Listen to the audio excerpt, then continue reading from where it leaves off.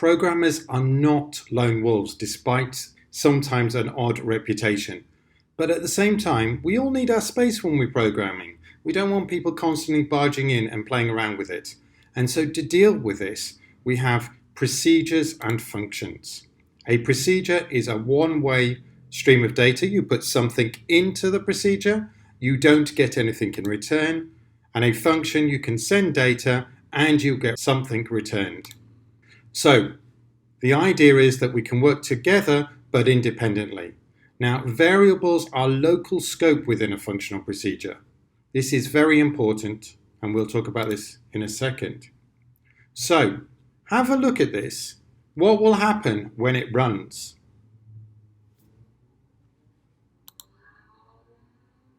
You get an error. And let's have a think about why would you get an error with something like this?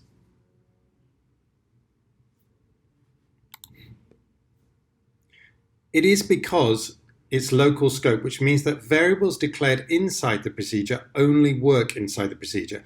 This means that 2 or 3 programmers can be working on different procedures and not worry about variable names or interfering with each other. But it does mean that outside of the procedure, you can't access those variables. So we're going to have a bit more of a look at a procedure. And again, I would stress that it is a one-way system. We send data there, we don't get anything back. And so now we're going to look at procedures in pseudocode. There is a turtle command in here. If you were to be expected to use turtle in the exam, it would be in the insert. So you don't have to remember any turtle commands. So the procedure, the identifier, so that's the name, your statements, whatever code you want to put inside your procedure, and the end procedure. So in this case, procedure, default square, turtle square, end procedure. Notice something about this.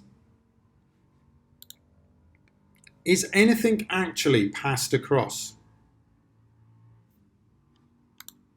No, nothing's passed across. It is just going to run this procedure. That's it, no questions asked. Now that's very limited. So the next step up is a procedure where you can send across parameters and variables. So we'll have a look at that. And so in this case, we've got a square and you can say the size. Don't forget, you need to have your data types, and the data types in pseudocode are integer, real, char, string, boolean, date. They must be done exactly like that. And you can also send it by val or reference. Now, by default, everything is sent by val, so anything you send in doesn't have any effect outside the procedure. But if you send it by ref, it means that the value is changed both inside and outside of the procedure. The scope is therefore not local, but global. Have a look at this Python code, and I've passed the values by reference. So what do you think is going to be output? There's a lot of clues in here, not just the variables. I'm hoping you'll get it.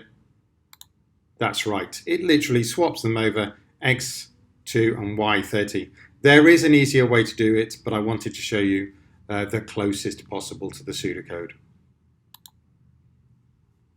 So we've had a look at procedures. Now we're going to have a look at functions. And the important thing about a function is it's going to return something. So let's have a look at functions in pseudocode.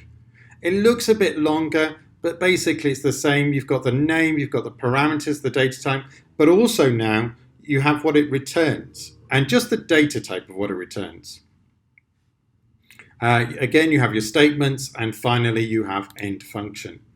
So it's a little unlikely, but if you've got nothing to send the function, you can just literally use it, identify without those parameters and data types. So this is a max, and it is sending 2 numbers, and it is returning the maximum number. Very important, you must include both the start and end of the function declaration to get a mark. Thank you very much for listening.